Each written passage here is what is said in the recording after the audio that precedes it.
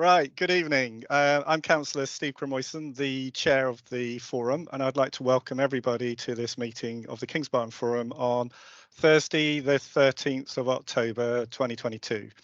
Time is 6 p.m. This meeting is being held virtually and in accordance with the Council's rules for virtual meetings. Councillors are reminded that although this meeting is being held remotely, they are regarded as being present in a meeting of the Council and they should observe the normal rules of behaviour. First of all, can I ask everybody present in this virtual meeting that your microphones remain muted and your camera is turned off whilst you're not addressing the meeting, as this will reduce the background noise and avoid any unintentional disturbances. And if you could also check your mobile phones are also switched off or on silent and not going to interrupt us, he says as he turns his one off. And please can I advise that this meeting is audio recorded and will be live streamed from the Council's website. In addition, a video recording of the meeting has been made and will be publicly available shortly afterwards. Members and officers, where appropriate for each item, please indicate that you wish to speak or to raise a point of order or explanation by raising your hand using the hand icon in Teams, and I will invite you to then speak at the appropriate time. Each member will be invited to speak in turn. Therefore, I would encourage all members to keep your contributions as clear and concise as possible. And finally, if members wish to leave during the meeting at any point, could you just make themselves known to me by raising your hand, again using the hand icon on the screen, and I'll announce to the meeting that you are to leave the meeting. And please can I now ask Democratic Services Officer Nancy Graham to undertake a roll call of members of the committee to confirm who is present this evening. Nancy. Thank you, Chair. Okay, right, so in addition, Councillor Cremoyson, obviously as Chair, you're present, thank you. And if I can read out the names of the other councillors, and if they can just turn on their camera and confirm they're present too, that would be brilliant, thank you. Councillor Batho. Present. Thank you. Councillor Kresk.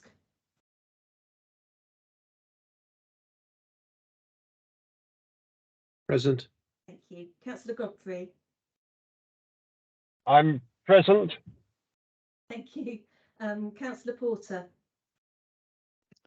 I'm present. Can I also disclose that interest while we're on here to make it easier? That I have a personal but not prejudicial interest in respect of the items on this agenda because I'm a county councillor. Well, thank you. Yeah. That's done. It's done for later Yeah. then. Thank you. Councillor Lurley. Good evening, present. Thank you. And Councillor Todd. Present. Thank you. I know that we have had apologies from Councillor Rutter, for whom Councillor Lurney is deputising. We've also had apologies from Councillor Horrell, although she might be able to join a bit later on. Apologies from Councillor Cunningham and from Councillor Warwick. Can I just see if Robert Waters is here from Headbourne Worthy Parish Council? I haven't noticed him join us yet, but I might have missed it. Nancy, Robert, Councillor Waters let me know a couple of days ago that he would probably be late as he's coming from a work meeting. So I will announce him when I see that he's joined. Thank you.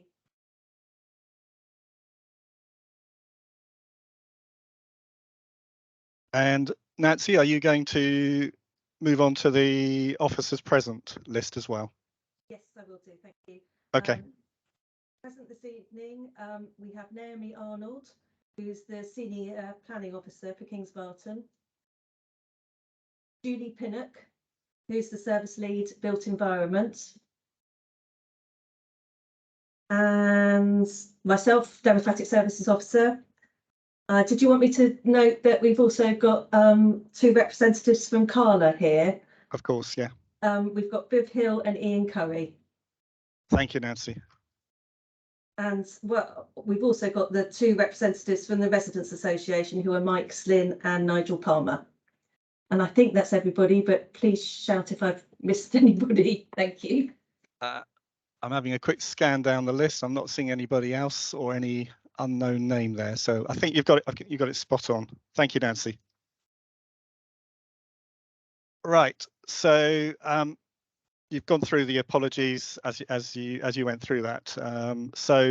If we can move on to the disclosures of interest, and Councillor Porter has already got ahead of the game there and notified us of her interest, and I guess it will be Councillor Todd.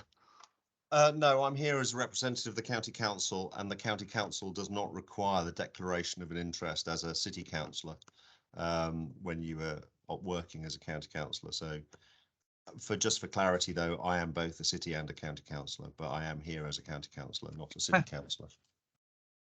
Thank you, Councillor Todd. And I may take you offline sometime to have a lesson in when you should and when you shouldn't declare interest, because it baffles me. And I believe Councillor Warwick is not going to join us tonight. So let's move on to item 3 in the agenda, Chairman's announcements. So I will get started with that. So just for the benefit of all members of the forum, as leader of Winchester City Council, Councillor Todd wrote to Councillor Heron at the County Council to note the concerns raised by many in Winchester around the traffic issues around the Kings Barton MDA and the Andover Road question, and generally speaking, the traffic levels across North Winchester and into the city centre.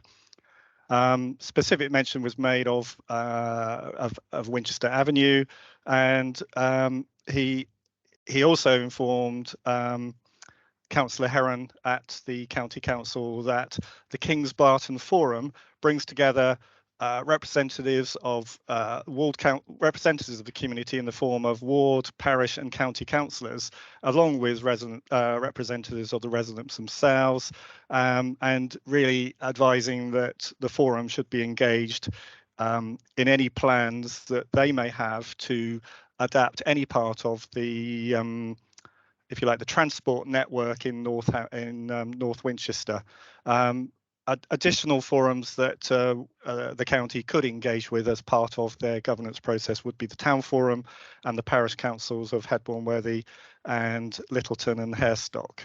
And on behalf of Winchester City Council, Councillor Todd offered to support Hampshire County Council in any work in that respect. In the interest of full transparency, that letter was shared with all members by myself, and is also on the Kings Barton section of the Winchester City Council portal to all committee meetings.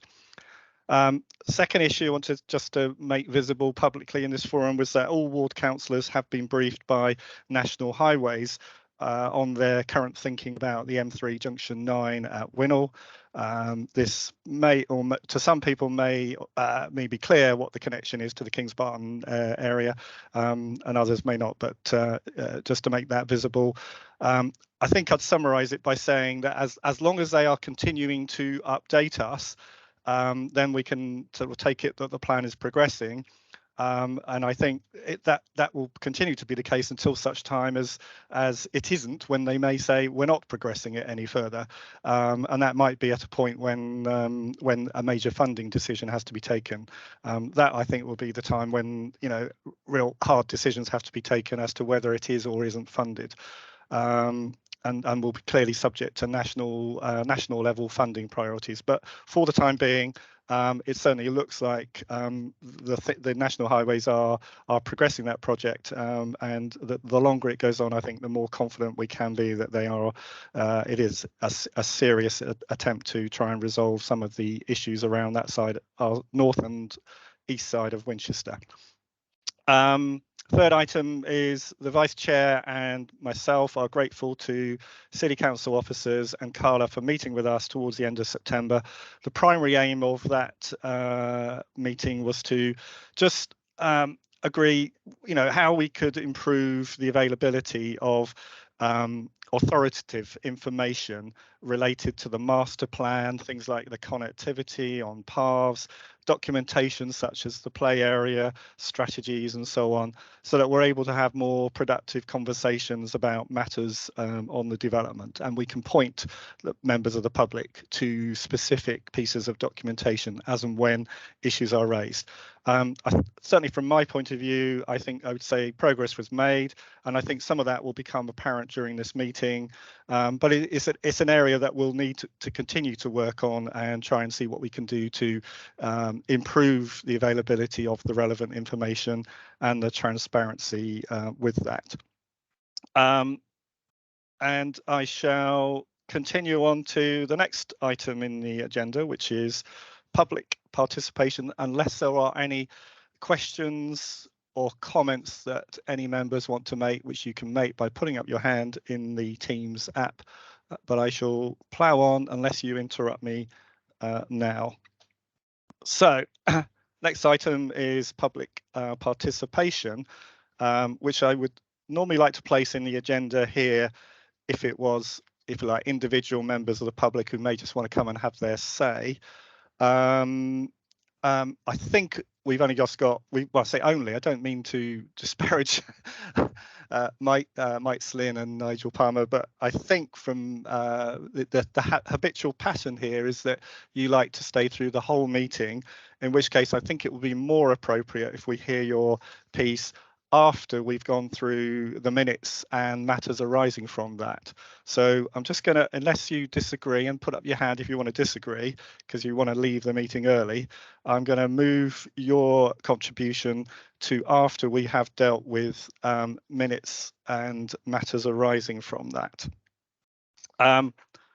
So assuming we're good with that, we're moving on to items, well, we would be moving on to items 5 and 6, but due to me being overseas at the time and liaising with Naomi on the agenda, we somehow managed to get the minutes of the meeting item at levels, if you like, at number 7 in the agenda, when really it should be coming up next. So unless there's any objections, I want to move on to the minutes of the meeting of 12th of July 2022 and the matters arising from that, and then we'll come back to the kind of agenda items proper, of which the first one will be the community and neighbourhood centre, followed by the dates of future meetings.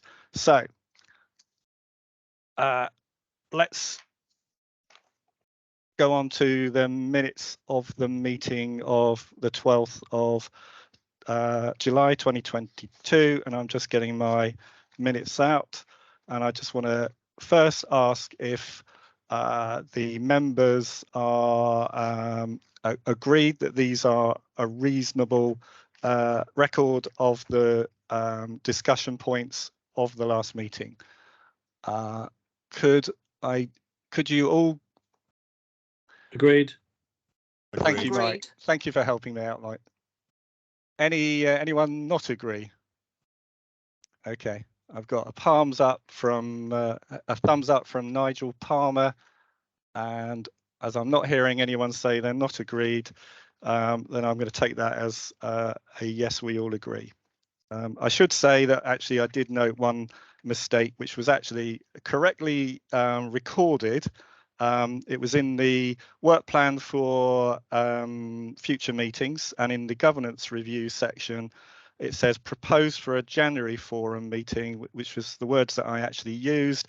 But as the dates for the next meetings are, the next one is actually in March, it certainly will not be happening in January unless we call an extraordinary meeting of the Kings Barton Forum. So that was just, if you like, my mistake at the last meeting. Are there any matters arising that members would like to? There are a few action points which I can take us through. I've got Councillor Porter chiming in, I think. Councillor Porter, do you want to bring up a matters arising from the minutes? No, it's okay. I just thought there was one, but I've just realised what it meant. Okay, it's fine. Okay, right. So I'll just take us through where I thought there were action points. So the first item in the action points was to Ian Curry from Carla. welcome to the meeting. There was a discussion around the one of the paths, which at the time we acknowledged was a temporary link. And I think you agreed to investigate whether further improvements to the path were possible. And the minute says would respond directly to Ms. Taylor, but I suspect you would want to do that via myself, I guess. So, Ian, are you able to just update us on that? Yes, Councillor. Yes, I can do that. It's I've reviewed the footpath myself because I was concerned that following the comments we'd received from members of the public, I believe 80% of it is okay, but I've got a few concerns about probably 20% of it, the southern part of this particular path, which links 1A up to the ridge. It's not dangerous, but I think it could do with a little bit of work, so I've already instructed that, so that should be done within the next week. It's just a bit of the gravel is a bit loose, or the scalpings are a bit loose, so I've asked for those to be any ruts to be filled and recompacted, so therefore it should be okay following that. Thank you, Ian. Yeah, I think, and would you like me to relay that on to Lucy Taylor? Yes, if you wouldn't mind, that would be very helpful. Okay. Thank you. Right. And the next item, which was that Ian Curry agreed to meet with the forum chair to provide further information in relation to phase delivery and plans and drawings, which, as I noted in my introduction, we did meet along with officers and other members of CALA and the vice chair, and we have started that process, and I think I've got some information that's come through today, so I think we're making progress in that respect. Third item that I had highlighted was now Councillor Porter. This was in relation to the standard on the footpath from the Andover Road towards the school, and the surface was similar issue as with the other path. Similar issue. I met with the officer, and they agreed to put some more dust down after it had rained. So it's one of those surfaces that needs rain to help it solidify down, and they agreed to put some more dust on it. It's still not perfect. I met with the school, and so I've asked again for another review to see if we can put more surface, or perhaps treat it in the same way as Mr. Curry's just described, which is another roller down. Yeah, it's better, but it's not perfect. Do you know if they've actually done anything there? Because with the works going on for the crossing, I did wonder if it was waiting for that to finish. Or if they've it's two separate departments. Is it? Okay. No. Okay. All right. Good. Right. Next one I've got on here is actually on the agenda. It was in relation to, I think, the community centre, which we've got that as, we can deal with that as part of the discussion on the neighbourhood centre, which is later on in the agenda. So we'll park that one for now. Just going through the notes, see what else we've got here. We agree that if you like, the challenges that there have been in trying to finalise the technical approval for Winchester Avenue, we agreed we'd try and have that as an item for the future forum. I'm not actually quite sure what we can do about that, but I think we will try and have that on the agenda for next time if it hasn't been resolved in the meantime, but it's essentially to be resolved between CALA and the county.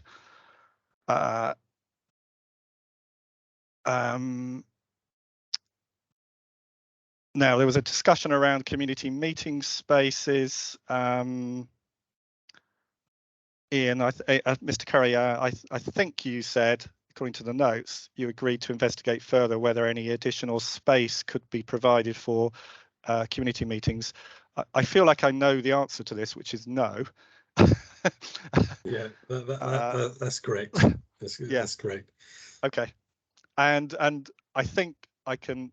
I mean, I believe that Steve Lincoln of the City Council is progressing discussions with support from Councillor Porter to try and see if we can if access can be had at the school, which is long term the more logical place for meetings to be held. So hopefully we'll assume that that action has been done, and we will continue to progress Steve Lincoln, and I know Jackie will pursue that tenaciously. What else have we got on here? Right. Now, there was an item on here which I think was a result of a discussion between Councillor Krask, a point raised by Councillor Krask in relation to the strategy for the play areas. And Mr. Curry confirmed that there is a strategy for that and it already exists, and to share a copy of that to the to the Residents Association and the Forum. Ian, are you able to bring the Forum up to speed with how that's being dealt with? Or Viv, maybe? Yeah, happily. Sorry, Ian. I'm sure Ian was going to look at me for my assistance in answering that one. We'll do a double act as usual, or Ian's now disappeared. Yeah, I think there's a number. There's two key documents really that need that, and one of which I have sent over to you this afternoon, Chairman, which is the design code. So that is an approved document, and that sets out all the pieces of significant green infrastructure that we are obliged to deliver around the site, and that covers play areas, recreation pitches, amenity areas, informal kickabout spaces, small incidental amenity spaces, and then other pieces of bigger landscape infrastructure, some of which hold attenuation basins and drainage. So each of those pieces of green infrastructure has a specific function. They're linked to the phased delivery, i.e. which phase they fall within. They'll get delivered as and when that residential phase gets delivered. So the design code covers that at quite high level. There's a separate document which I didn't send to you today, but happily, I'm sure between us and Winchester can make it readily available, is the landscape and open space strategy document, otherwise known as the LOS document. And that sets out some of the landscape principles in a little bit more detail, and does cover off, along with the design code, each of the play areas, the type of equipment that's expected to be delivered in those play areas, where those play areas sit around the site, and their function. So what age ranges it is catering for, and that I think gives a pretty comprehensive picture of what our obligations are in terms of wider delivery for play strategy and green infrastructure hand in hand. That if it was helpful, we could pull together the relevant pages from those documents which specifically pick out those points. Otherwise, we can signpost those, as I've done this afternoon, on a particular page number which covers those off. So yeah, hope that's helpful. Yeah, thank you, Viv. Yeah, I noted that today. I haven't had a chance to dig into it, and I know you've shared it to the other people, the other officers, and Councillor Krask, who were at that meeting a few weeks ago. So this is, from my point of view, this is a good step forward, and we'll work through Naomi to see how best to where best to put this so that it is available relatively easily to any stakeholders who really feel they need to know, so they've got good documentation. So Naomi, if you could make a note of that specifically, and we can talk about that either, well, probably early next week, about what we do next to facilitate that. Okay. Great, thank you. What else? Right, I've noted the dates, the date issue with the governance structure. I think the other items that came up are all in today's agenda in the form of the neighbourhood centre. So, and I can one last item is I can confirm that I have had conversation with respect to the request for the local plan to be covered in the Kings Barton Forum. I've consulted with officers who all effectively said that the local plan is there's a well-established governance process. It involves parish councils, and that is the proper forum for the local plan to be discussed. And those parish councils meet on a frequency that fits better with governing the local plan, whereas the Kings Barton Forum is not a formal governance process, and also doesn't actually meet often enough to be able to deal with the various parts of the local plan as would be needed. So for the time being, if residents have a strong interest in the local plan, I would suggest working that through with the Headbourne Worthy Parish Council primarily, but also have a look at I think it's Littleton and Harestock Parish Council, especially for those people who live over in those parts of Kings Barton that are not actually in the Worthies or in Headbourne Worthy Parish. Okay, so that's, I think, the minutes done, and we'll go back to item 4, which was the opportunity for Kings Barton Residents Association to update us with their report, as it were. So, Mike or Nigel, if you don't, I assume you don't mind me referring to you as Mike or Nigel. Keep forgetting the formality of councils. Right, so it looks like, Mike, you're going to lead off.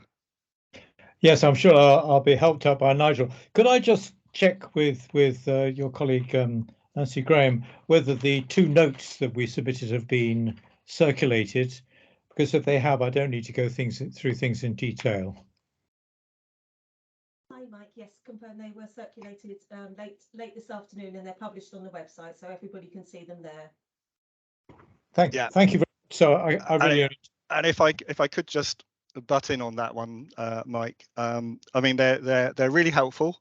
There's a lot of stuff in there, but they came through very, very, very late. So I only happened to see the second one almost by chance, because I happened to look just before the meeting. So it would be very helpful if we could have these a little bit earlier. There's a much better chance, especially for those who have got full-time other occupations, for them to be able to read it before we meet. Yes, thank you. That's a very sound point, and we'll try harder to do better next time. All right, no worries. Thank you. Okay, so just highlighting some points then. I think the first one is key to us. That is our petition asking for Andover Road to be kept open. We see that's on your agenda. With respect, we're a little disappointed that the Residents Association is not being asked to comment on that. We feel we have a lot to offer, and in fact, we feel that the best approach would be for all 4 parties, that is Carla, the City Council, the County Council, and ourselves, to sit down and discuss the issues. And we really feel that the ideas we have could result in a win-win-win-win for all 4 parties, achieving key objectives of all 4 parties. So that's a wish of ours. We're very pleased that Naomi Arnold is now with us, and we're very much looking forward to working closely with her in the future. The exhibition for the Neighbourhood Centre, it was a good exhibition, but unfortunately it was only open for 4 hours on one day, and we do feel that the residents need more exposure to the ideas there to be able to comment. The committee members were able to go, and we will be meeting in early November, and hopefully Carla will accept our comments, which we'll make after that meeting. But for residents in general, it would be advantageous to extend the exhibition perhaps over a weekend so that more people can see it. The other key items really are, we've already talked about the footpath, the Ridgeway footpath, which is still unsatisfactory. Unfortunately, it does really need more filling material and compacting to work. And the last thing I really wanted to mention was our governance review. We were very grateful that you and Jackie, Chair, and Councillors Jackie Porter and Jane Rutter gave us a really good briefing, and we will come back shortly with some further ideas on what might be a good way forward with all the issues that have came up out of that meeting. So thank you on that. The second note was one dealing with our meeting with Carla over a number of issues, and I think the points are clearly represented on the note that has been circulated, and I'm sure if there are any issues that anybody wants to comment on, that I or Nigel or Ian or Viv can give the answer. Thank you very much.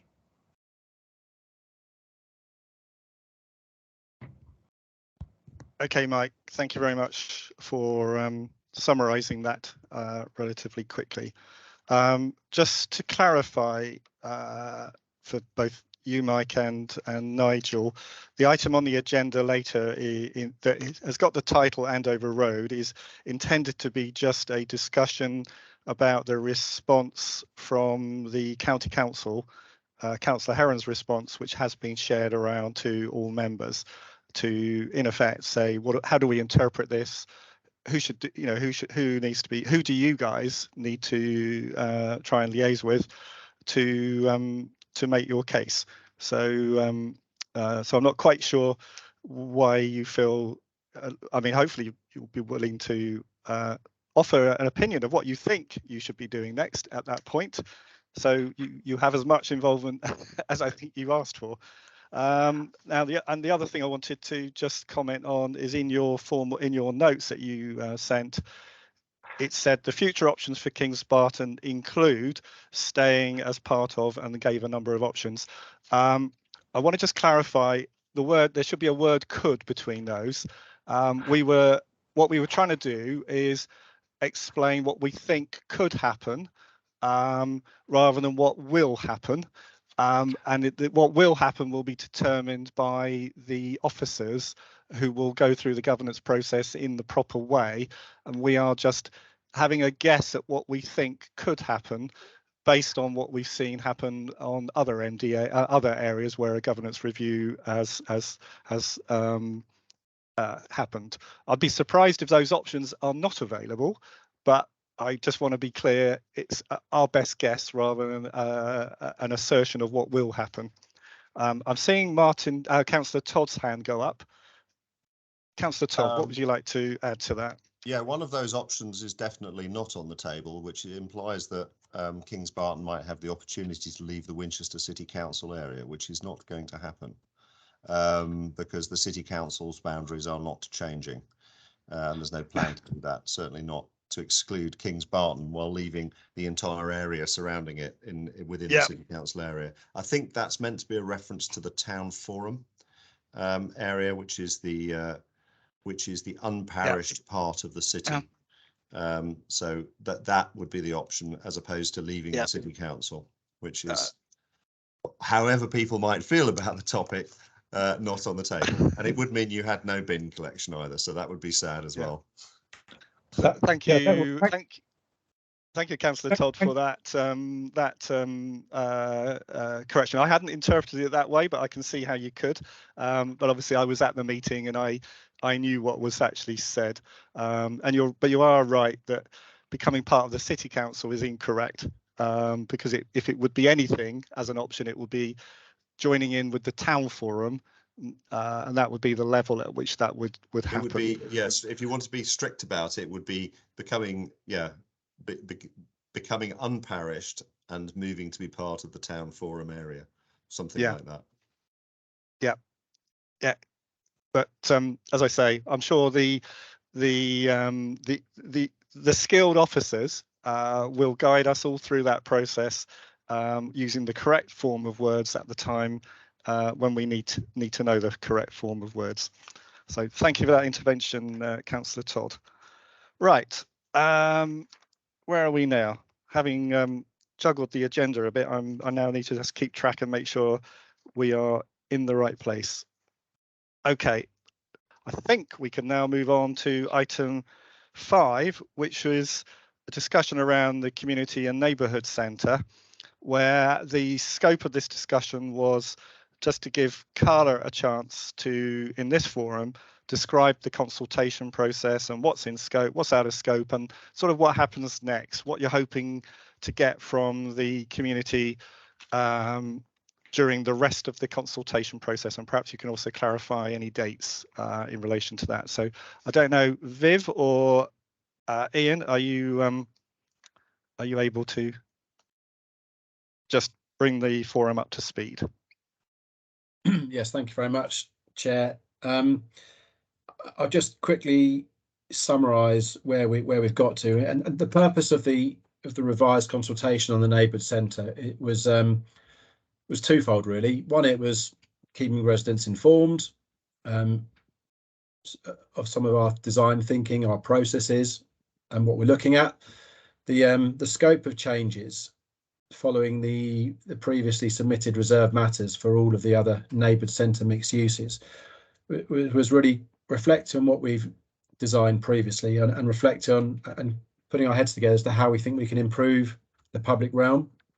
So the changes to the neighbourhood centre were threefold from our perspective. One, it was ensuring that we're working with end users and having discussions with end users which will ensure the neighbourhood centre is viable and deliverable. It was ensuring that we can increase and improve the connectivity through the neighbourhood centre, particularly for pedestrians and cyclists across Andover Road, Winchester Avenue, I should say, and how we link the park and the school, Henry Beaufort School, and so increasing connectivity was a key concern. How we drive permeability through the neighbourhood centre and improve that, and that was the one key driver. And the third key driver was really looking at how we can make significant improvements to the public realm. And those who were able to attend the exhibition last week will have seen how drastically we do think we can change the public realm through the reduction in car parking to the main square, what was previously called the place, and a far more softer, sympathetic landscape design approach to the neighbourhood centre, which will make it which will really bring strong placemaking principles to the neighbourhood centre. So those are the reasons for coming up with the revised ideas that we have. And just in response to residents' concerns about being able to comment, I know that we've got the website available and comment, the ability to comment, I believe, for at least another week or so. So all the boards are available online, comments can be made online, and we'll happily receive those. What I would say is that the neighbourhood centre is not an easy thing to plan and deliver. There's a lot of, it's got complexity. So this won't be, it hasn't been the first consultation on the neighbourhood centre, and it certainly won't be the last. This is really, I suppose, an interim stage of bringing everyone involved, keeping everyone informed as to what we're doing. Before we even get to the detailed design of some of these mixed-use buildings, we've got to progress the residential phase 2B application, and that includes a lot of the infrastructure, including Winchester Avenue, which will link the two phases 1A, 1B and 2A via a road. So that is the next planning application that will be coming forward to Winchester, will be the phase 2B application and infrastructure of the neighbourhood centre. Now, once we get approval for that, and we're hoping that will come forward to the City Council towards the back end of this year, but more likely early next, with perhaps a resolution in towards the middle of next year, we can then start thinking in more detail about the detailed design of some of the mixed uses themselves. So there'll be other opportunities for residents to comment on the detailed design of individual buildings. Appreciate that what was seen to date was more of an urban design diagram, a layout design for where each of the mixed uses are going. In terms of scope, I mean, we'll happily look at and listen to any comments we receive. I suppose from our perspective, keen to get comments on whether residents feel we've improved the public realm, whether we've improved the layout of the neighbourhood centre, have we improved connectivity, have we moved the plan from where it was to where it is now, and does everyone think that's a positive? If there are concerns from residents, no doubt can hear those as well. The scope of comments can only really be on a layout perspective at the moment, rather than the individual design of buildings. But like I said, there'll be plenty of other opportunities later next year when we get into the detailed design of individual buildings where wider comments can be received on that. I think that's all I probably need to say on the neighbourhood centre. We'll always take comments on anything we present, but it was very much intended as a stepping stone towards taking the neighbour centre and phase 2B further forward in due course. Thank you. Thank you, Viv. That was helpful. I'm going to put it out there for questions from members. So has any members got questions they want to raise at this point? Any points of clarification about what Viv just said? And I see both Councillor Porter and Councillor Lerney have got questions. I think Councillor Lerney was first according to the list on the side. So off you go, Councillor Lerney. Thank you, Chairman. It's just a question about the publicity for the consultation. I mean, certainly I was hunting for it and I couldn't find it on the web. So can we make sure that the web address is publicised properly so that people can actually see it? Because I think we just refer to going to the Carla website. Well, yeah, that doesn't help much. No, noted, and we can improve on that next time. I'm sure we can. Noted. Thank you. Thank you. Councillor Porter.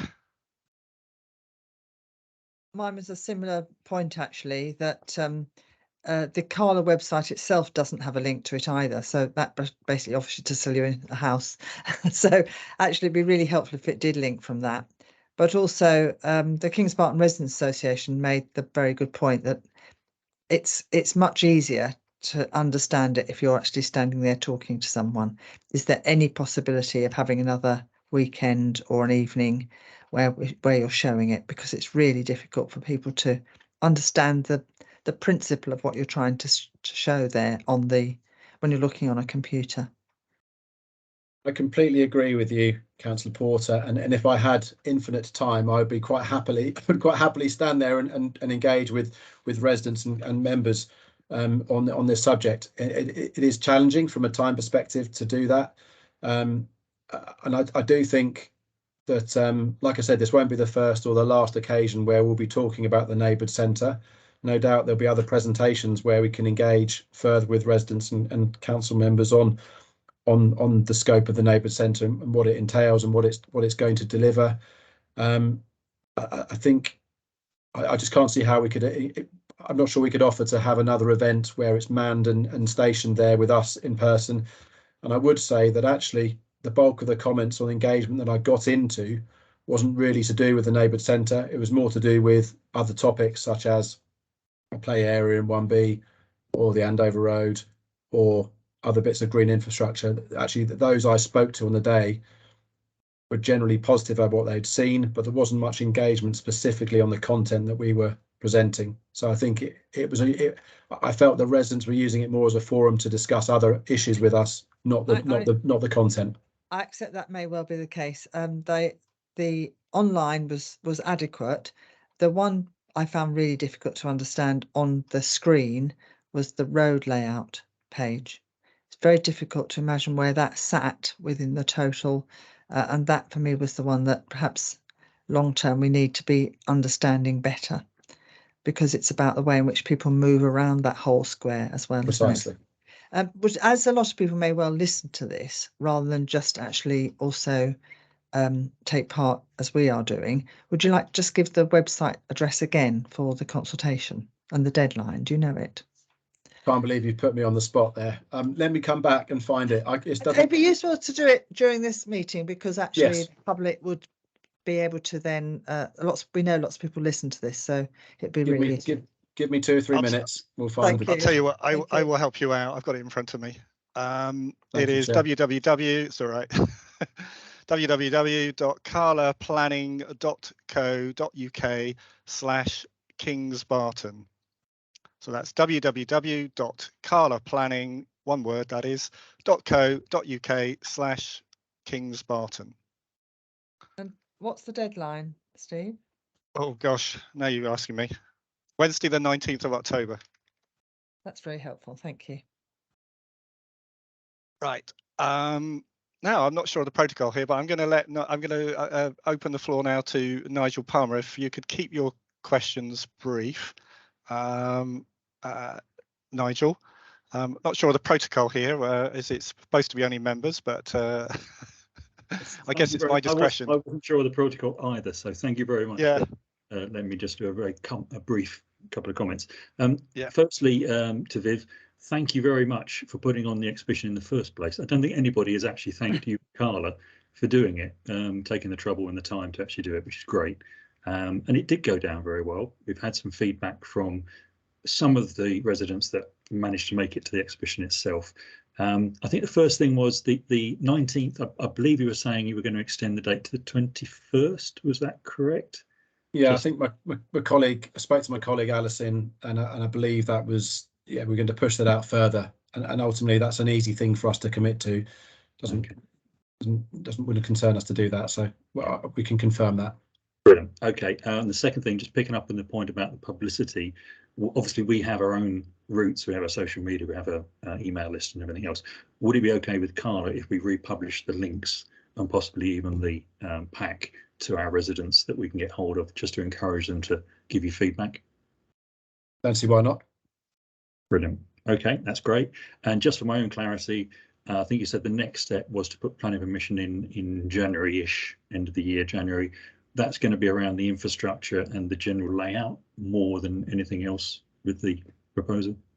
It's the infrastructure and residential aspects of phase 2B, because that can still be considered as part of a reserve matters planning application, whereas the full details of all the mixed uses will have to come forward as a full application in due course later next year.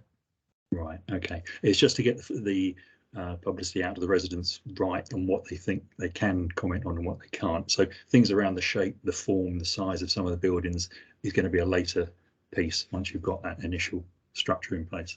Correct. Okay, cool. That's it. Thank you very much for that. Thanks, Nigel. Thank you, Nigel. Those are great questions. And I'd like to say add my thanks to Viv and the team at Carla for putting on that session. As Councillor Porter said, and you acknowledged, doing it in person is so much better than doing it online. So, but I also do take your point that, you know, there are limits in terms of resources. But I guess we do have to sort of, you know, acknowledge that some people would not have been able to make that meeting. But thanks very much for what you have done there.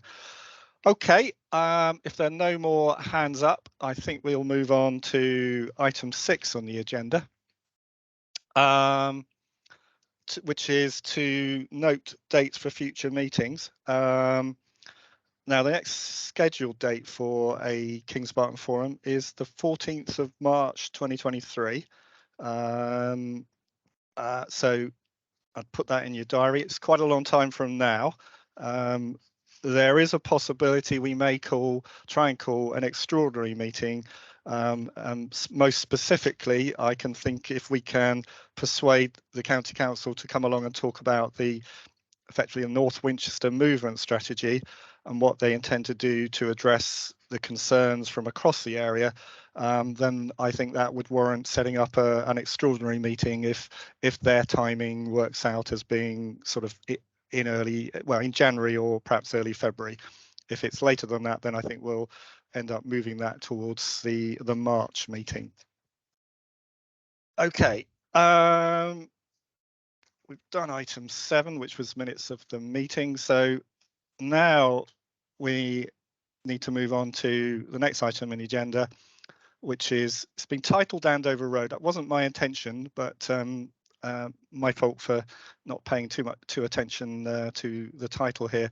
The reason I wanted to put this on the agenda is that I was very aware that the KBRA who are primarily behind the petition, and Mike Slynn and Nigel Palmer in particular, behind the petition that they had submitted to Councillor Heron. And we had seen the public response from the county council to that petition, and I thought it warranted having a discussion around the members about, well, what does this mean? What next? What should the petitioners do if they are so minded? So I want to first just push it back to Mike or Nigel. If you'd like to just say how you interpreted this response. This response has been circulated to all members. It's very much a document in the public domain. So all members should have had a chance to see it, read it, and have a view on it. So, Mike, I just want to ask you your opinion on this. Was it what you expected? What do you think you should do now? What are you going to do now? Thank you, Chair. Yes, we Nigel and I have met with Councillor Heron, and what he said to us is pretty much what's in that note that you've circulated.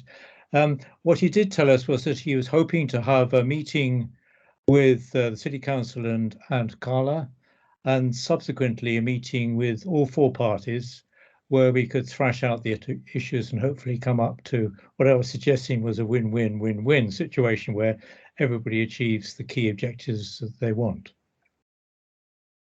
Okay, and who exactly is taking the action to set up that meeting? I understood from Councillor Edward Heron that he would be approaching the City Council and Carla initially himself.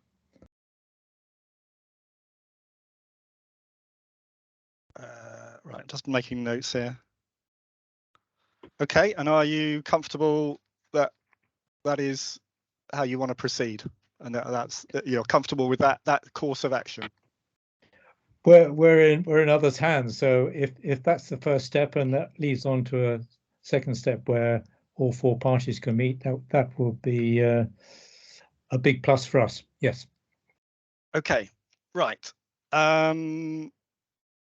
Right, now I'm going to put it out to members who have had a chance to read this and see if anyone else wants to make a comment on the petition response and the directions that it provides in that public note. I can see I've got Councillor Lerney, and just to be clear here, I mean, we've had. One of the reasons I wanted this on the agenda is that this has been discussed ad nauseum in the background and sometimes through the press, especially at election times. And what I'm quite keen that we do is that we give our clear steer of what the process should be to folks like Mike and Nigel here. In a public forum, but in the right forum. So what I'm looking for is for members to offer their advice or opinion on what this response means, and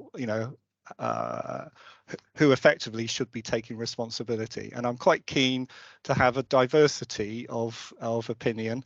So I'm particularly looking to hopefully Councillor Godfrey. Actually, Councillor Godfrey, I think you might be the only representative from our opposition on the call here today. I was hoping that Councillor Warwick or Councillor Cunningham, or for that matter, Councillor Horrell would have been here to offer a view on how you interpret this and what you would be advising Mr. Slynn and Nigel Palmer. But Kelsey has put her hand up. Sorry, Councillor Lerney has put her hand up. So Councillor Lerney, yeah, go ahead. Thank you.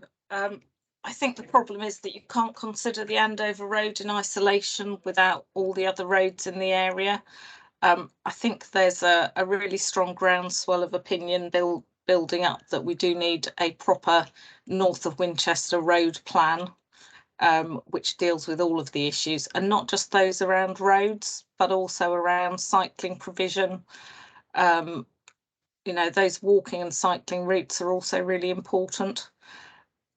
So I don't think it's actually possible to deal with the Andover Road in isolation. And I think we all should be pushing together to get a plan which deals with all of the road systems, and also will deal with further growth potentially at Sir John Moore Barracks. Currently, certainly people in my ward are very concerned about traffic being pushed down the Harestock Road through to the Stockbridge Road and down Priors Dean Road, and potentially any changes would have big knock-on effects.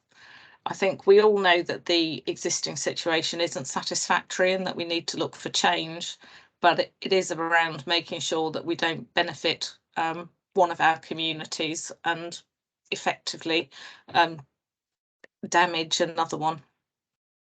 Right. Yep.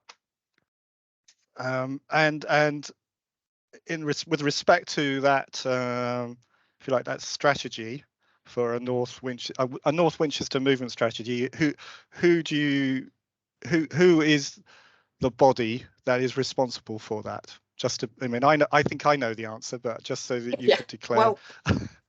Well, for me, clearly the county council has to be the lead authority, but of course that would be supported by the city council.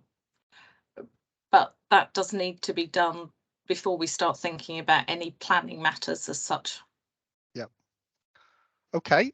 Thank you for sharing your view there. Next on the list with hands up, I've got Councillor Porter, and then following that, I've got Councillor Godfrey. I think, Councillor Porter. yeah, thank you. I think one of the important points is the consideration of St John Moore Barracks, which is in the local plan, and will be going out to consultation over the next few months. And obviously the county council have had conversations with all of the developers about the highways issues that brings. And I raise that here now because we'll have a bit more clarity about that in the spring. I'd also like to try and find out what Carla's own view is about this particular position that we're in at the moment. We have a permission which Carla has for the current layout, and it would be useful to know, not necessarily at this meeting, but at some stage in the future, exactly what their position is on this.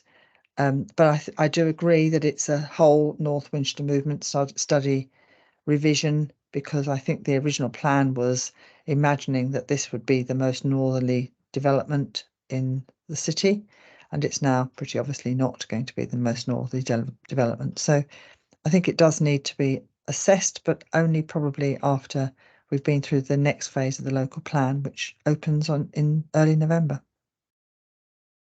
Okay, thank you, Councillor Porter.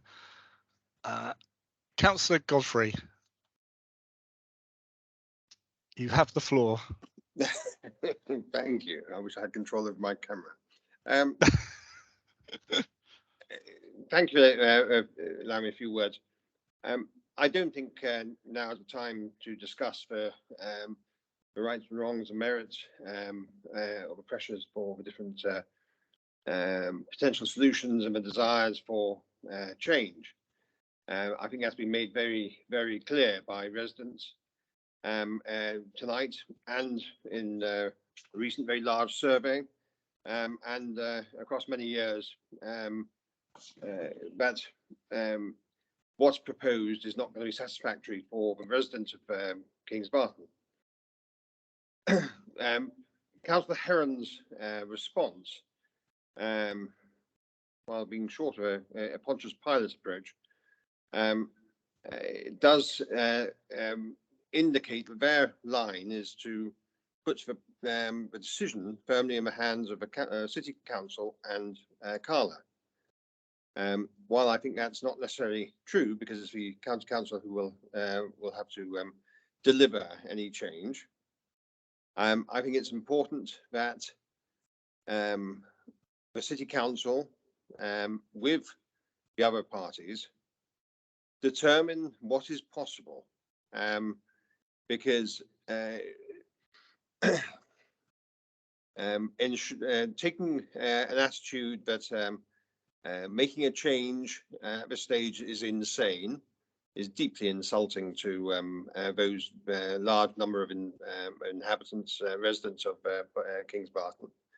it's quite clear that with the forthcoming changes to the strategic road network, the pressure on Andover Road and the surrounding roads in the north of Winchester is going to need careful planning, careful control, that sticking by what was decided 11 years ago will not satisfy. So we need to have an open discussion where the City Council leads and leads the engagement with all those who will be impacted and who can be involved in the process. Thank you. Okay. Thank you, Councillor Godfrey, and I'm pleased that you acknowledged. I think you said it was a part of it wasn't true. I think I would have just said perhaps Councillor Heron was a little bit economical with the truth. I read it as being true, but economical with the truth on the planning matters, because I think it would be true if you'd added it to say that Hampshire County Council has a big say in any highways decisions that might be made, and that the City Council does not have an authority over that. But clearly the City Council would have to refer it back to the County Council in that respect. I can see that Councillor Todd wishes to chime in now. So, Councillor Todd. Yes, I mean, thank you for the points that have been raised.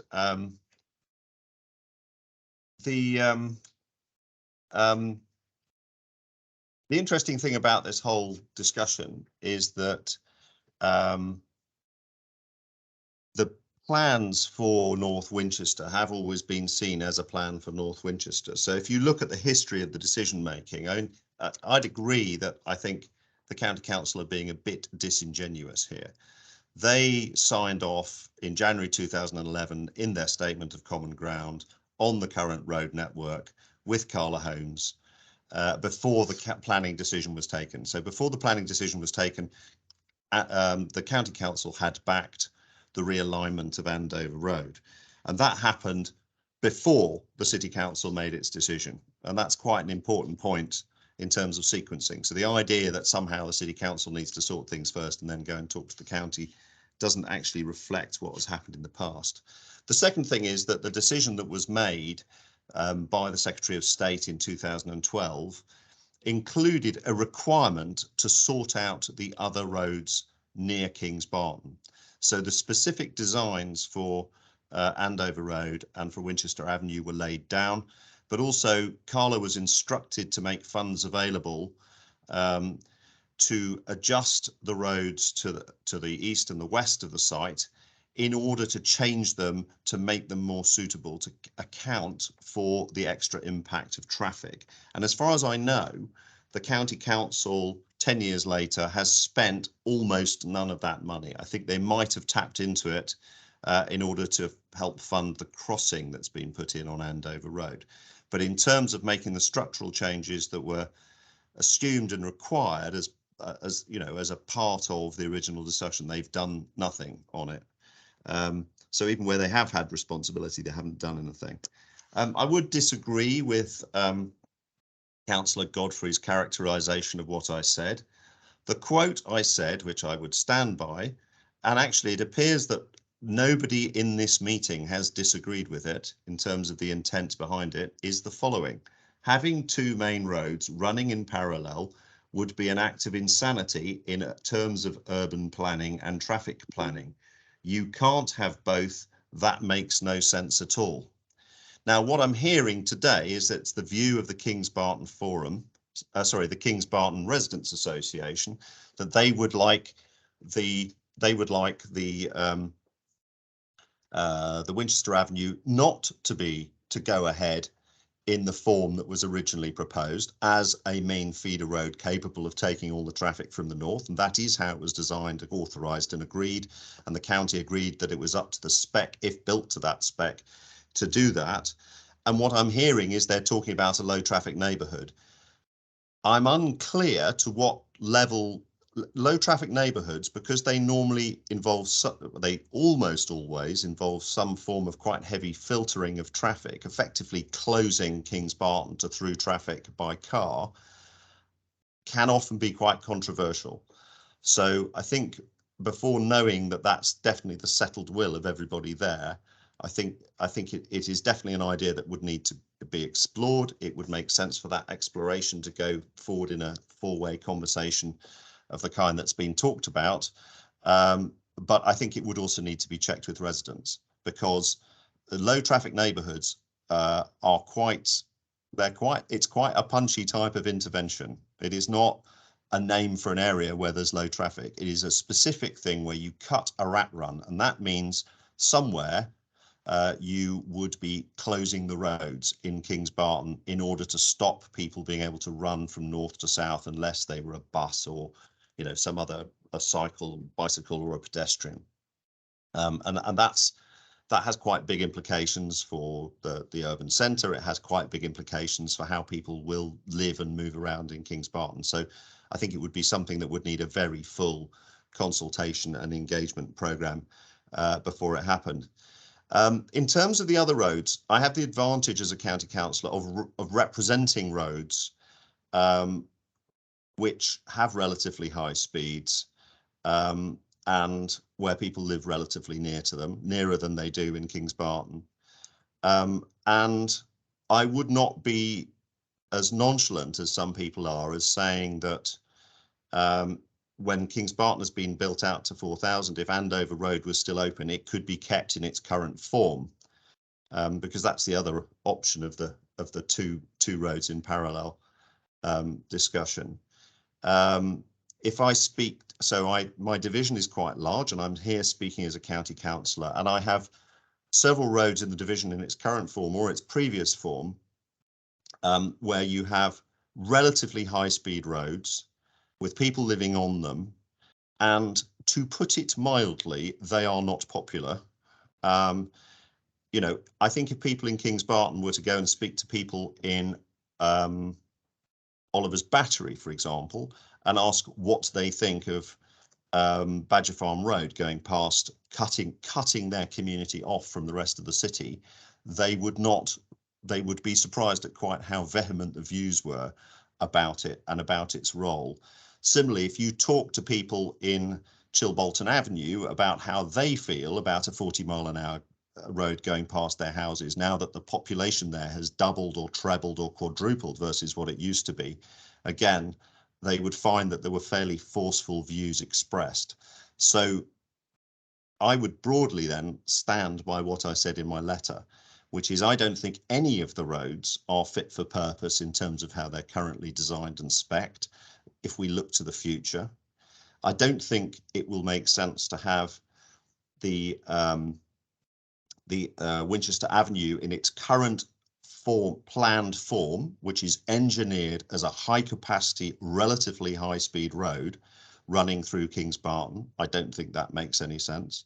I don't think it makes any sense having Andover Road kept in a form of a 40 or 50-mile-an-hour road running between a settlement of 2,000 people and the rest of the city.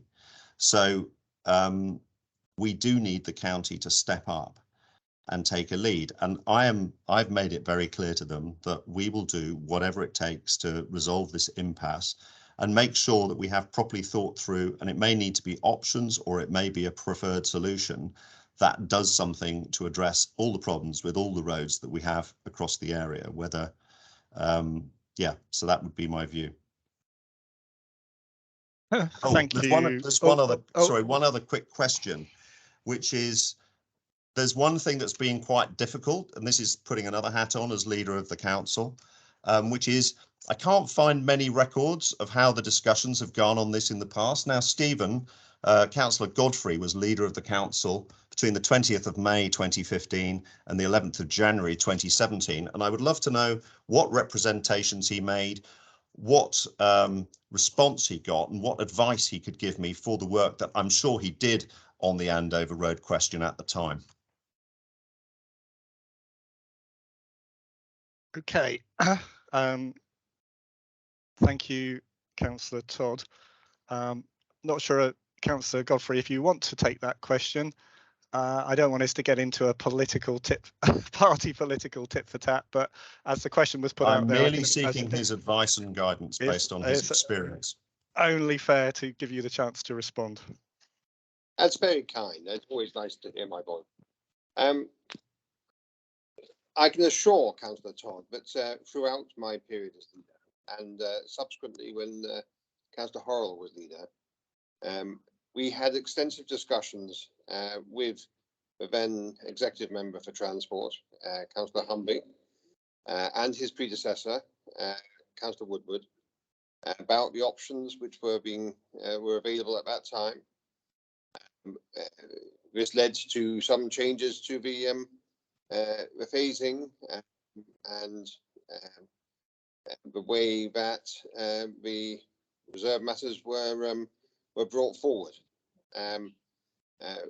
The biggest change was our introduction of the Winchester movement strategy, and that was seen as a prerequisite to any change to the future of Andover Road. So yes, you can be quite certain that we were very active in discussing this with the County Council. For clarity, you did not persuade them to change the plans.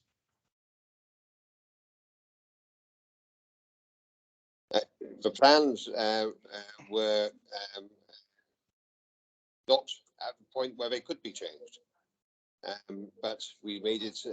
We arranged with the County Council a sequence of events and a timetable for introducing change, which would occur after each of the phases were reached. And that has been progressed, and we're now still at that point.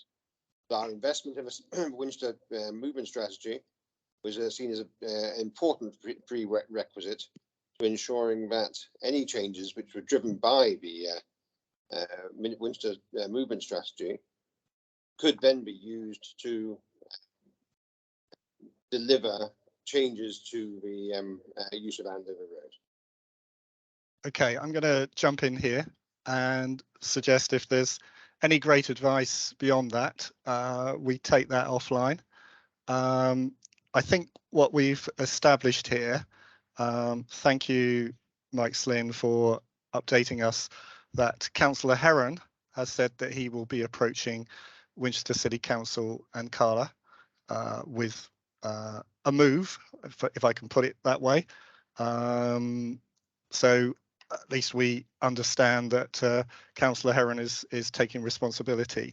I think we've also established that there were funds paid towards Hampshire County Council earmarked for potential adaptations to local roads, and as far as we're aware, we are not aware of much of that having been spent on that purpose. So hopefully the County Council has at least some budget somewhere where it could apply those funds to some of those adjustments should the highways team be persuaded to make some adjustments to the engineering on local roads.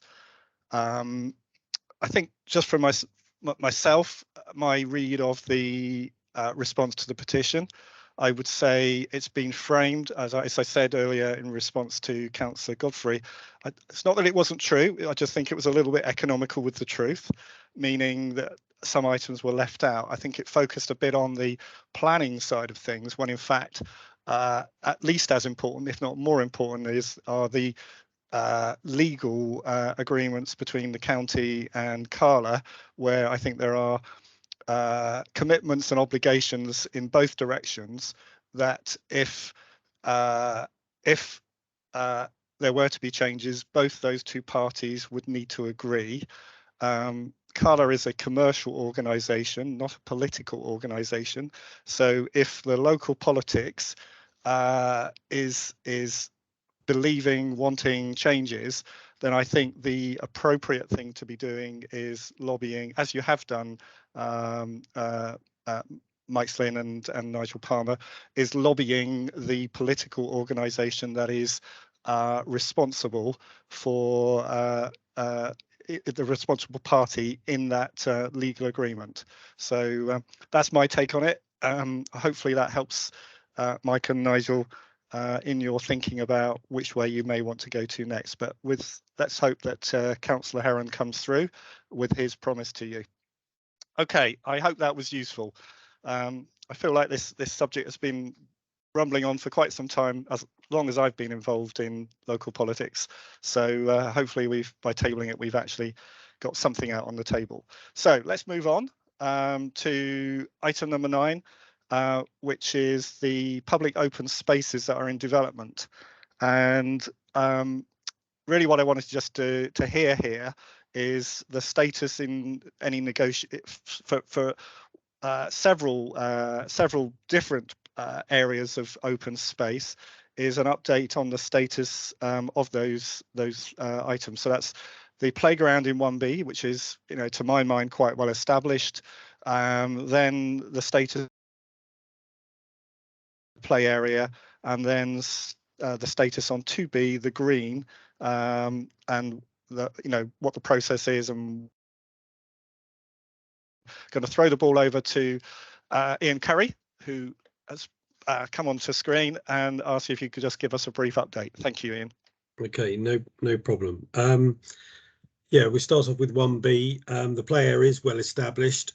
We are very close to getting it formally adopted and handed over. We're just agreeing a community sum with Winchester City Council, and the approximate timescale for that, we think it's likely to be around November time when it gets handed over officially to Winchester County City Council. So that's 1B. It's fully in use, so it's more of what's going on in the background. So that's the situation there. With 1A, the play area there is we're just again agreeing the last final bits with Winchester City Council. All the equipment's been purchased, and we will be looking to start very shortly, probably in the next week or two, to start preparing the ground ready to install the equipment. As I've said to the residents, the likely timescale for it being in use will be spring 23, at the risk of sounding like the Highways Agency where they always give a season, but it's spring 23 is what we're aiming for. That it's not going to take sort of 5 months to build it. What it is, it enables us to landscape it and let it bed in before we let kids playing on it. So that's where we're at with the play area on 1A. I might call on my colleague Viv to see if he could help me out with 2B. Viv, are you able to assist on that? Yeah, I think we're in the given that we're significantly underway on site with 2A. I think 2A we're talking about, aren't we? The green and 2A. We're well underway on site there with building the homes. The delivery of the green is just to the north of the compound there at the moment. We are in the process of drawing up some detailed plans for that play area. So I would have thought we'd been in a position to consult on those or share the designs with residents.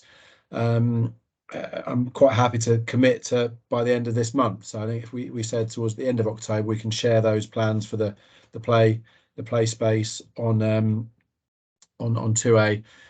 Conscious that to the south and east of that play space is the 3A application, and that at the moment is going through its final amendments with Winchester in terms of getting that application over the line and approved as well. So it might be sensible, subject to discussion with Winchester, about making sure we've got confirmation of the 3A scheme first, and then that effectively frames the piece of open space adjacent to the Ridgeway. But certainly by the end of October, we should have some firmer plans to share on that one.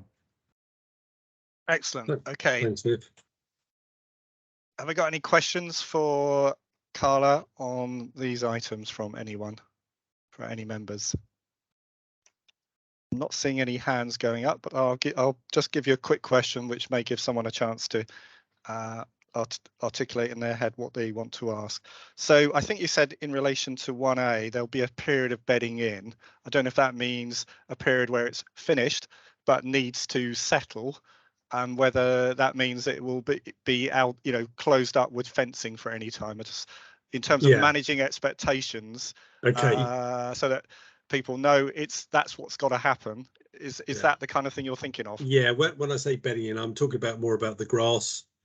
Right. So whether it's seeded or turfed, whether I can't recall the exact detail, but a bit of landscape around there, a bit of hedge planting or whatever it is, then what we don't want is seeding it or turfing it and then having the kids come in the next day because it all looks finished, because the turf will just get torn up and it will get wrecked. So very, very similar to what we did on 1B, where we ended up cards on the table, we ended up redoing it because it wasn't good enough. So we ended up redoing that, and we had to leave it for a couple of months in order for it to bed in before we let children come on and play it. So the reality is that people will see it, it will look finished, but we need to fence it off for month, 6 weeks, something like that. So that's the idea. What we want is to be right for when the kids go on it. So okay, makes sense to me. Right. Okay, I'm not seeing any questions, so I think that means we are done. Thank you very much, guys, for that update. Really good to get a sense of the momentum going on here, building on some of the experience of the previous areas. So item number 10 is occupation schedule and an update on the physical development. Now, I don't know, Naomi, it's got your name against it on the agenda here. Was it you? Were you planning to update us, or? And it's also got Carla in the next column, so I'm not sure quite what was intended to update us on this item. Apologies for not knowing that. Naomi. Yeah, it's just that I have some figures, obviously, but I just wanted to know if Carla would like to add to it at all. That's all. Just the fact that obviously, with regards to the development and how it's developing out, obviously 1B is now completely built and occupied. 1A, I believe, is almost all occupied. I'm not. And then 2A is under construction, and then obviously 3A is the next list of residential properties, which is currently under consideration. It's with the LPA at the moment, and it's getting to the stage now where we're agreeing on the final details for the permissions to go through. Just if I could just add a slight clarification, Naomi, just on the 1A, it's not quite build complete, so there's a few months left yet, but we're going at a pace, and Amy, I think it will be early next year that it will be there, so it's not far off. It's not far off. Yeah. And Naomi, do you have a view on the numbers, or are you relying on Carla to have a view on the actual numbers of occupancies, or the best guess that we have at the moment? Yeah, I think, I think Ian will be more informed on that one. It's around the 420 mark. Okay. All right. Any questions on that item, or any other part of the report that Naomi shared online? I've got Councillor Lerney with a question. So, Councillor Lerney, you've got the floor. Thank you. Clearly, we're up to over 400 occupations now, and I notice in the 106 tracker that the bus subsidy which was due after the 350th occupation has been provided. Do we know what that's being spent on?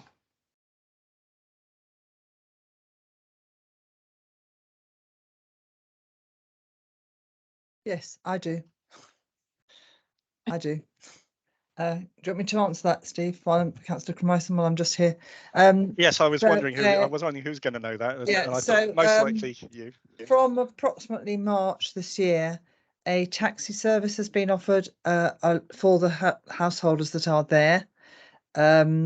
It stops. It's a circular route, goes into town. It's a cost of a bus fare, and it's a half-hour service between the main hourly service. It's been designed that way so that it doesn't, because obviously there aren't very many people living there, so it's a little bit complicated to put in a full bus service, but they're doing it partly to find exactly the times of day that taxi service is being used. I believe it is being used. I've seen it going around, and it's a taxi bus service.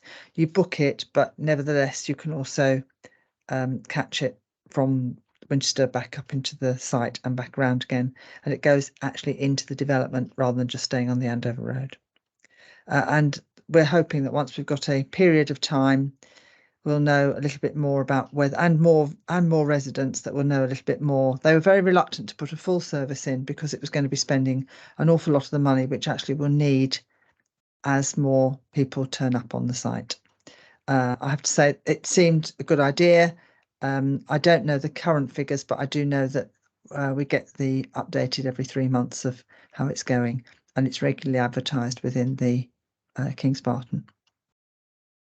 And Councillor Porter, can you just, sorry, Councillor Erling, you should have first dibs on the questions. Thanks. I just wanted to follow up with that to say that can we have a report back to the next forum meeting? Particularly because I think it is important that as we move forward to having proper bus services on the site, that we understand how they're going to operate, and also to look at whether we can design services which have a wider benefit than just Kings Barton itself. Definitely, but as you can appreciate at the moment, it has to go into the bottom bit, turn around, come out, go along the main road, up to the top bit, turn around, go out. They are also, and I'm disappointed that they're not in yet, but the plan is to have battery operated signs on the bus stops so that they can be removed at a later stage or improved to give people an idea of when the next bus is coming. But that's the current state of it at the moment, because there is no bus route through the site. Yeah, I think it's really important that we get those bus routes set out at the earliest possible time. We've had issues in Whiteley where the bus stops haven't been put in from the beginning, which has meant that now it's proposed to put them directly outside people's houses when they didn't know they were going to be there. It's rather upset them. There is a route that runs through the whole site, as you know, which isn't on the main road. It comes off and effectively goes past the play area as well. But unfortunately, that's just not feasible at the moment because there's no connection between top and bottom. Thank you. Thank you, Councillor Porter. If you could just clarify which agency is commissioning that trial taxi bus service, and are Stagecoach involved, or are the local bus op? I'm sorry, I should have declared my interest. I follow this closely as the county councillor for this. Hampshire County Council has done it through the community services, the community bus partnership part. So it basically has a team that look at the subsidised services, and this one is effectively being managed through that, but it's with S106 funding. Right. Okay. And just to clarify, we talk about it as a taxi bus. Is that basically a vehicle that looks like a taxi? And is it is the local bus operator involved in the learning, or is this at this stage, is it the county council trying to understand the demand and where from and all that sort of thing? It's the county council that's understanding the demand, and it's operated by a local taxi company. Right. Which was a more competitive response than the bus situation.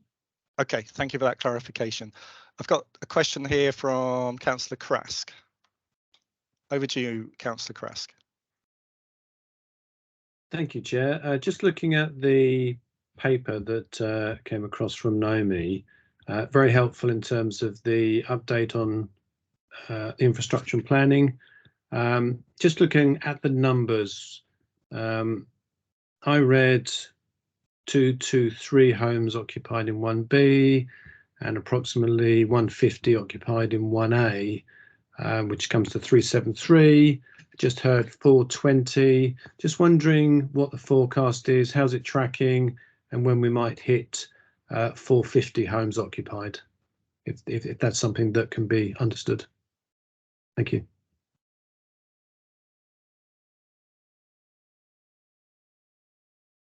Is that something you want me to answer, Steve? Is it? Sorry, I should have done my chair job and directed that question. Sorry. So thank you, Councillor Krask. I think you directed it at Naomi in the paper, but I have a hunch, unless Naomi jumps in and interrupts you, Ian, that you're probably the best informed, as she acknowledged earlier. So thank you. Yeah, I mean, it's a difficult one, Mike. We can only guess, can't we? But it's likely to be in the next 4 or 5 months, something like that. So Christmas gets a little busy, but then slows down with occupation. So it's we try to average it out for those calculations, but it's never an exact science. But we think about the next 4 or 5 months, something like that. Great, thank you. Okay. Right, I'm not seeing any more hands. Thank you, Ian, for saving me there in more ways than one. So I'm not seeing any more hands. I've got another hand up. Martin, Councillor Todd. Yeah, no, there's a very got a quick question. one, which is that the county council's just agreed an amendment to its Section 106 agreement, which incidentally, where it recommits that it is the responsible for signing off all the junctions and roads within the development. But anyway, let's just let that one pass because we've had that argument. But it is worth a read on that front. I just wondered if the table of Section 106 agreements reflects this new agreement that Hampshire has made, confirming its responsibilities for its highways at Kings Barton. Okay, thank you, Councillor Todd. I'm going to throw this curveball at Naomi, but I will may jump in as well. So, Naomi, are you able to update us, at least answer Councillor Todd's question? Yeah, so the Section 106 agreement has been updated. The amendment that was made, I believe, was earlier this year, the Section 106 agreement with Hampshire County Council, and the tracking is being updated since then. So it is reflecting any amendments that have been made. Brilliant, thank you very much. Okay, I've got one more question here from Councillor Porter. And if anyone else is going to come in with a question, please jump in now so we can see what the queue is, rather than waiting until I think we're about to finish. Okay, so Councillor Porter. Thank you. I'm just going to talk about a couple of things. One is that the work at the Wellhouse Lane Bridge has been very well received, but it appears that the system underneath the road is not quite suitable for all bikes. So I understand that some more work's got to be done on that. So there'll be another road closure at some stage, I presume. And the second one is that the Puffin crossing on the Andover Road, the local residents will see, but it's useful for other people to know that there's a road closure towards the end of the month. I think it's the 27th and 28th of October, to actually do the installation of the crossing itself. And that's actually on time. It should be ready for November, which was the predicted date. Wow, is that a complete road closure of Andover Road? Yes. Wow. Okay. I believe so, but sometimes a road closure can be done with traffic lights and taken one side and then the other side. Okay. But it's a notice of a road closure. Okay, thank you. Good update. And got one more question from Councillor Krask. Yeah, apologies, Chair. It's a bit of a risk management question, but I know there's a number of councillors who like risk management on the call. I don't know that the section 106 appendix has been appropriately updated. There's a specific reference in the revision in May which refers to highways agreements being needed at 450 units. So I think that's something that's worth tracking on that schedule to make sure that Hampshire Council agree that highways arrangement in advance of 450 housing units being occupied. Thank you.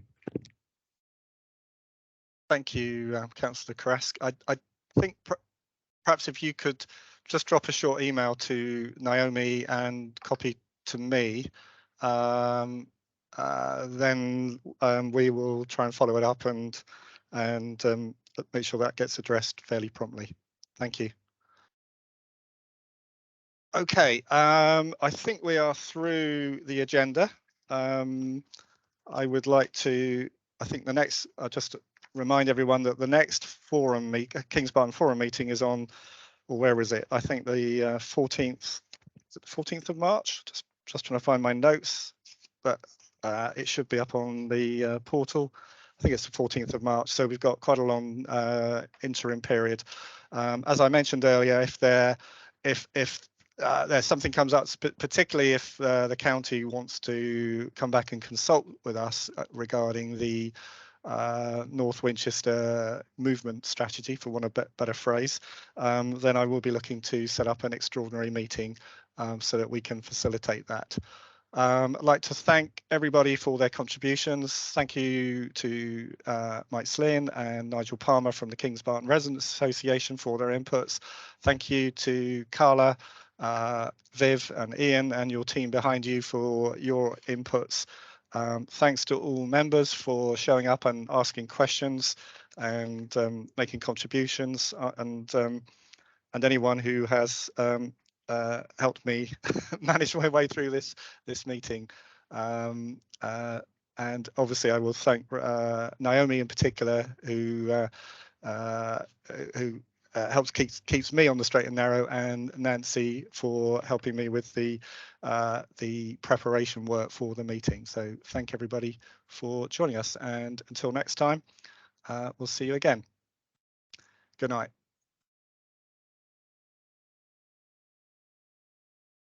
Good night. Thank you. Thank you. Good night. Thanks all. Thanks, Chair.